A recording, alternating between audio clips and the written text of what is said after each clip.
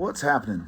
Been wanting to make this video for a while because I get asked this a lot. The question being, what optic do I put on my AR-15?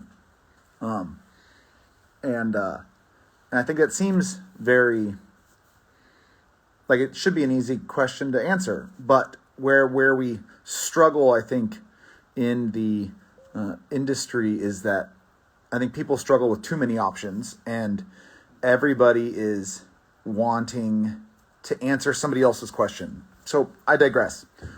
You've bought an AR-15. What optic are you putting on top of it? Okay. So I ask the people this in classes all the time, which is solve your 80%. Your 80%, not somebody else's, yours. But you have to decide what that is. So what is your primary purpose for building the gun? Okay, so if I'm building a gun, 200 in, I'm running red dot classes, I don't really need holds, and it's mostly a run-and-gun rifle for me, that you've eliminated the need for capability that exists basically anything over a red dot. Okay, pretty simple. As you start moving into the realm of needing to do stuff like PID, you don't need reticle yet, maybe 200 or 300 in. You want to make the target a little closer to you. Then you start picking up magnifiers. That's why magnifiers are a really important or useful tool for law enforcement. One, they're scalable, which means as long as you put it back in the same spot with a good mount, you can take the magnifier off your gun. As long as you've set your ocular focus, you paint markered it, everything stays the same.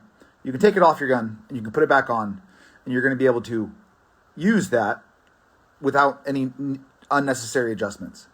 Okay, so you can have a red dot gun that then can gain the ability to gain some PID, make the target a little closer. You can turn the brightness on your red dot down and use it. Now, this is where everybody starts getting super twisted. Okay, you have to realize what your primary optic on your gun is. Primary optic. Okay, so the optic you are going to out of muscle memory when you mount the gun, that should be your red dot or your scope. Okay, your primary optic. That means that you are going to that first. And this is where I think people get, I hear this a lot, which is like, well, with the addition, it's not an addition, with the prevalence or these optics coming up in popularity, like 2 to 12, 2 to 10s, 4 to 16s, 3 to 18s, 3 to 15s, all these optics, right?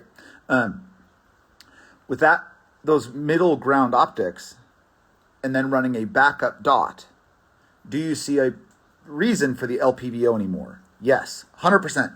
Yep, LPVOs still have a purpose and a position. And this is where I start playing percentages, right? Okay, so what does an LPVO give you above? You don't get side adjustable parallax, nope. But what do you gain? You gain the ability to run 1 power. So you gain the ability to run that magnified optic like a 1 power dot. That is what you gain, okay? So if you have that capability, then now you're playing percentages of how much I want to run it like a red dot. The primary optic, not your backup, the primary. And then, but you're cresting into that. Let's say you're still a 60% shooter in red dot shooting. 60%. So 60% of the time, you're not using a reticle. You're running your optic like a red dot.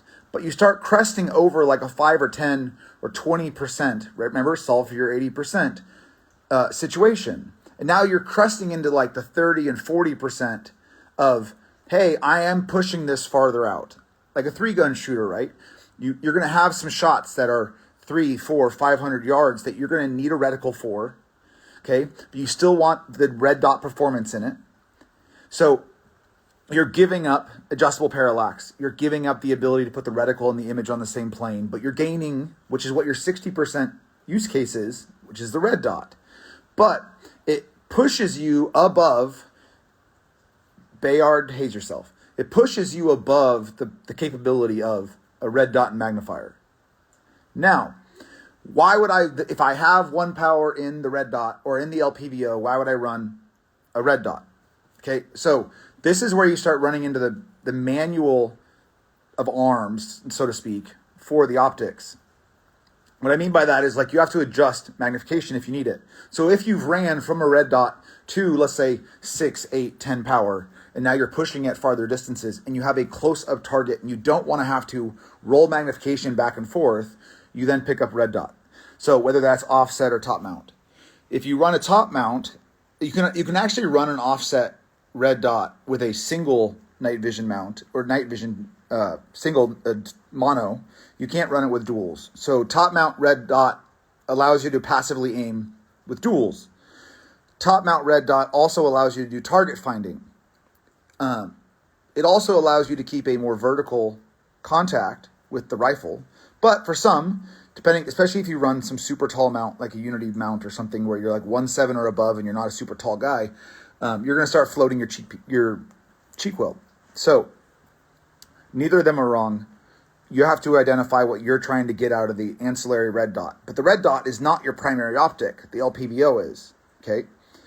The red dot is for in extremis sighting systems, close-up targets, especially if you're going to be using a lot of in a certain stage or environment where you're running it at a higher magnification, then a dot can be used as your with nods. Do you think something like 2 to 10?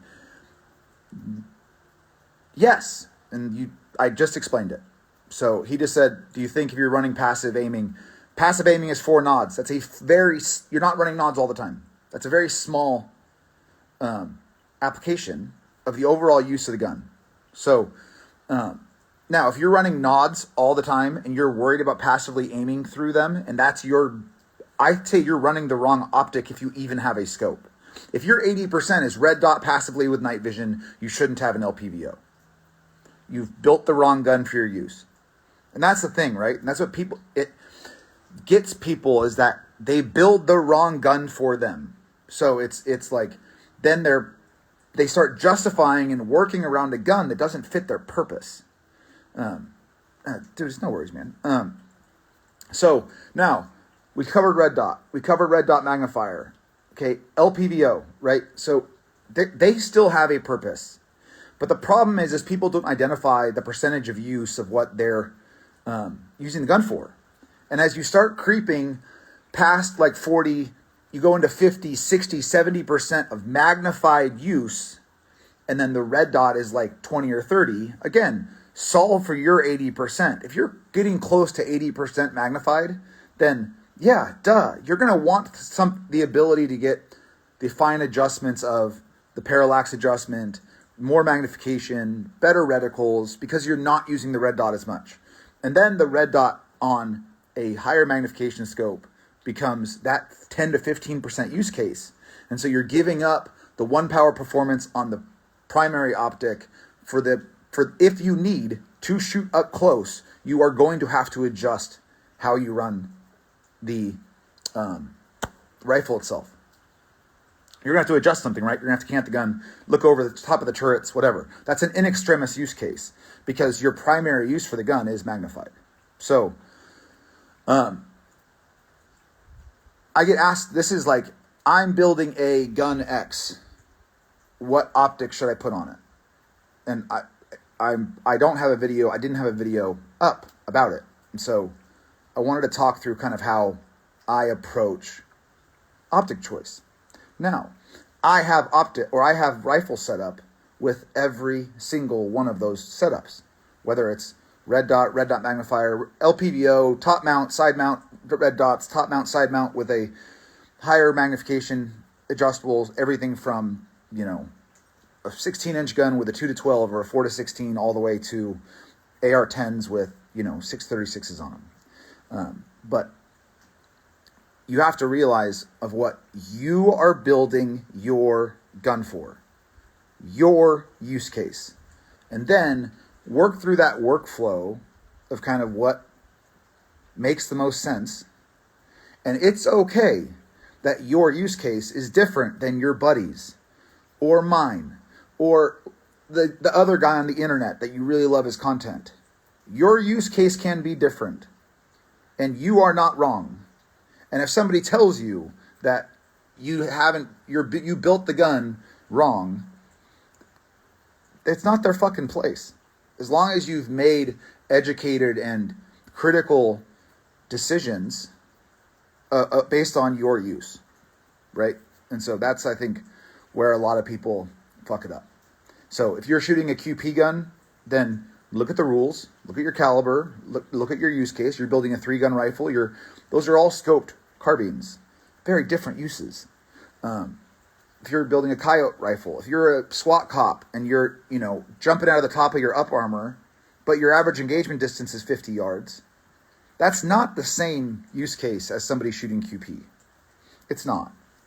And so while they may look similar, I'm a big proponent of this, the personal responsibility of owning your own shit, because nobody's going to be there in the event that you have to use your gun. Like, if Taylor built a gun that I liked for doing my past job and then went and shot a QP match because I told him how to build it, but I didn't build it for a QP match. I built it for what I did previously. And so when it doesn't work for him, then he just goes, well, Joe told me to build it this way. And that's not what I want. I want students to have the ability to make their own informed decisions. Now, I didn't say a single fucking brand in this entire video. I don't think anyways. So it's just choosing the right type of tool, right? So anyways, I wanted to do this so I can reference it back. Hopefully that might, a lot of guys say they never really think about it as far as percentages. I'll answer some questions here in a sec. And I think I'm big on percentages because that's what drives. It's like, dude, if you're buying a hammer, there's a whole bunch of different hammers, man. There's finish hammers all the way to sledgehammers, right?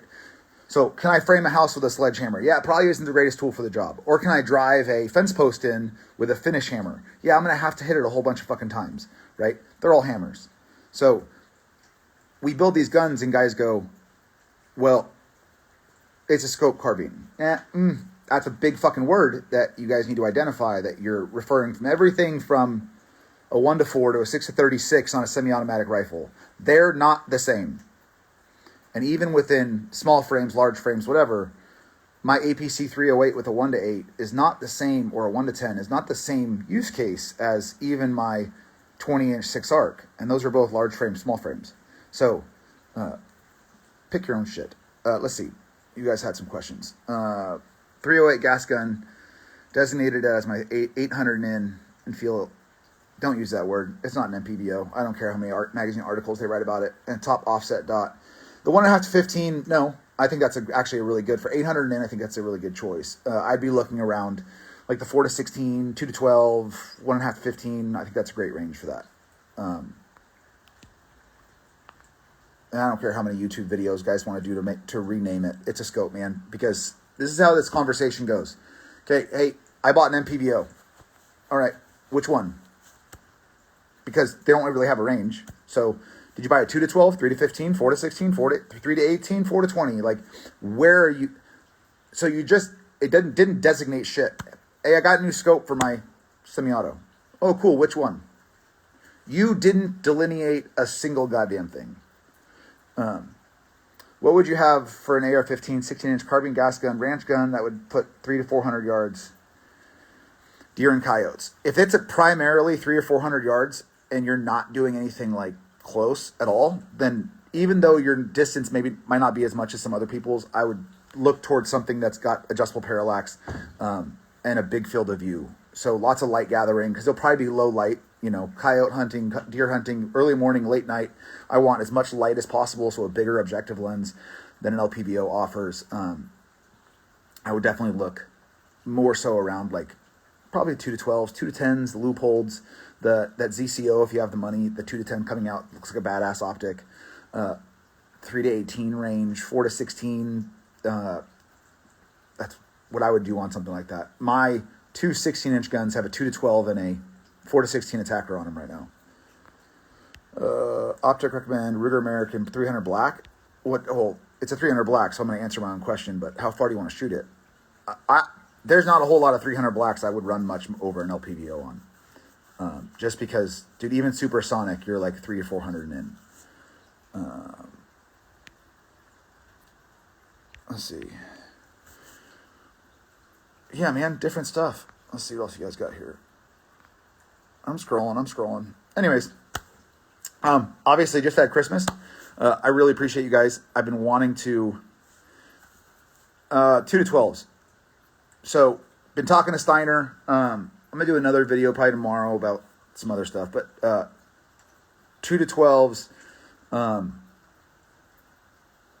they did a run of those with that reticle. I had some initial critiques that I've talked to Steiner about, and as well as what reticles are going in, what scopes, etc. Hopefully, more information after shot. Obviously, shot is in like 3 weeks, 4 weeks. So I would venture to wait for almost any purchase right now, unless it's something you really want, until after shot. Like scope choices, reticle choices, like of course everybody's going to try to close things out for Thanksgiving and Christmas, because in our industry, SHOT Show immediately follows. So if people know something's coming, they're trying to clear out their shelves before the new one's released and they can't sell the old one. So, little tip of the trade. Let's see what else. Merry Christmas, man. Utah. So Utah, I've got 2 places that I need to find out who that was. I get hold of them. Salt Lake City wants to host me. That'd be my first time there. Not ever. I'm saying just to shoot. The St. George, we're trying to figure out the range situation because it's been kind of weird. I ran it last year. I like going back to St. George. It's beautiful out there. More to come in the next, I guess, probably a couple months. It would probably be a late fall class anyways. So Utah is on. I'm trying to get 2 classes out there. They're just not up yet. Loophole 1,100 more for what? The Mark IV with no 1,100 for 4.4 that Mark IV.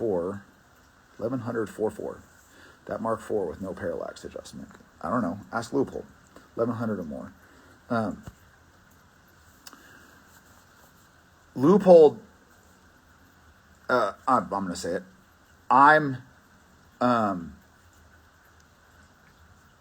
This will be hidden at the end of this video, but I'm going to say it anyways.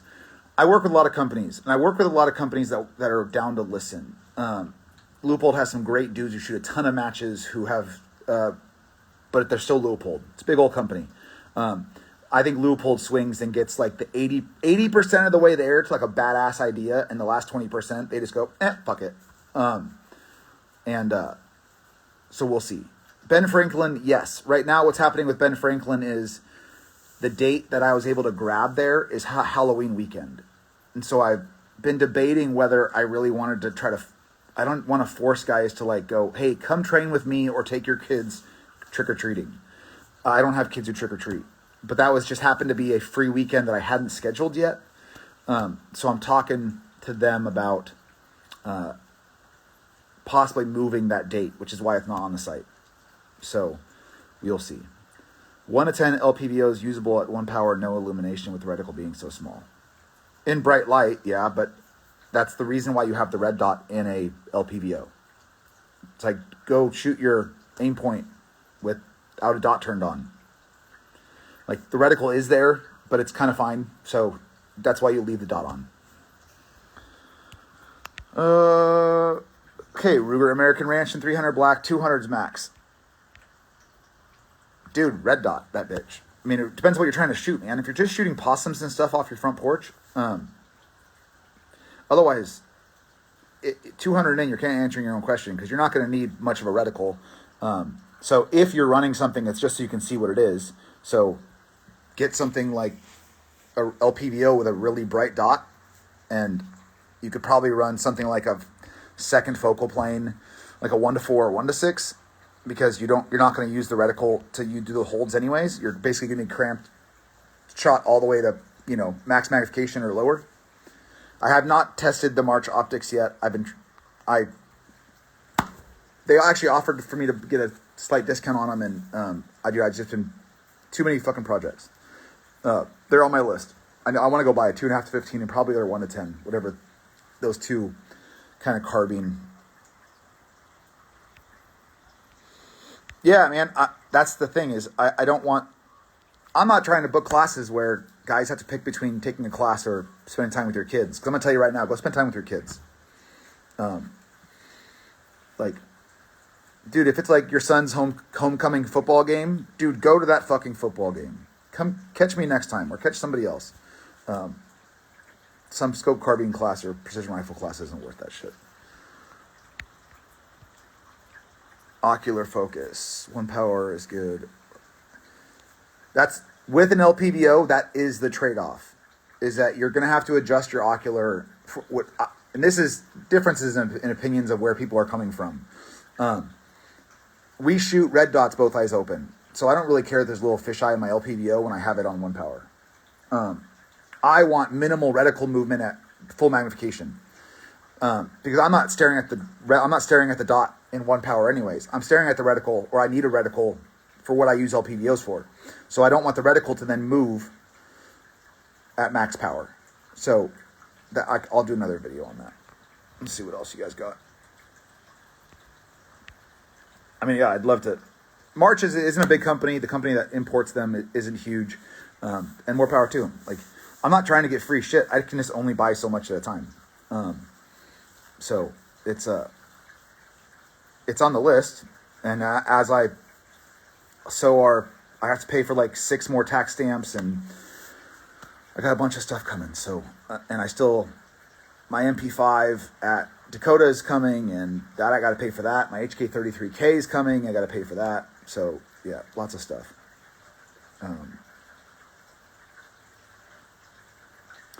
Appreciate it. Dude, people think like all we do if you're an instructor is just get free shit. It's like, dude, go look at my industry partners. It's like, no, they're on there because I work with them, but I don't get a check from any of them. I might get some free stuff from some of them, but tax write-off still means you spent the money. It just means Uncle Sugar isn't taking as much. I told you, Ben Franklin, Halloween, right now. But that's why it's not on the site, because I don't know if I'm going to run it then. I got to see. My year filled up way faster than I wanted it to. So I'm re-looking at Arizona in November. We'll see if that works out. And then we're looking for Ben Franklin right now is October, but that may or may not happen. We'll see. And then I've got some open dates in December that I got to try to throw a class. But basically, I'm trying to put Washington back on as well. I'm trying to put Utah back on. I'm trying to put, Arizona, Utah. And then I got a bunch of law enforcement stuff that people want to hit me up for. So, no, I haven't got that yet either. Like I said, there were so many people on the waiting list for that when it came out. I still got my 2 Vortex Furies. East side of PA. If you have a range that goes to 1,000 yards, has barricades, and has lots of steel on it, hit me up. We'll play. Oh, that'd be cool. Email me at joe@bruiserindustries.com for that law enforcement stuff. Or hit me up with custom course requests on the website, because that way I can track in my email. DMs on here, if I do, they get lost. At least I can search in my email. But, guys, I hope you had a great Christmas. I don't want this to go too long. I'm just bullshitting. But if you guys missed it and you just jumped on, I'll post this. It's basically just a flow through of Optic choice. So hopefully that helps some people. Arizona classes are coming. I just finished them in November, but should be coming back next year. Reading material. I send out a bunch of emails before every course that has a bunch of videos to watch. So you'll get those if you sign up for a class. Appreciate all you guys. Merry Christmas. Happy New Year. From my family to yours, I'm Joe with Bruiser Industries. I'm out.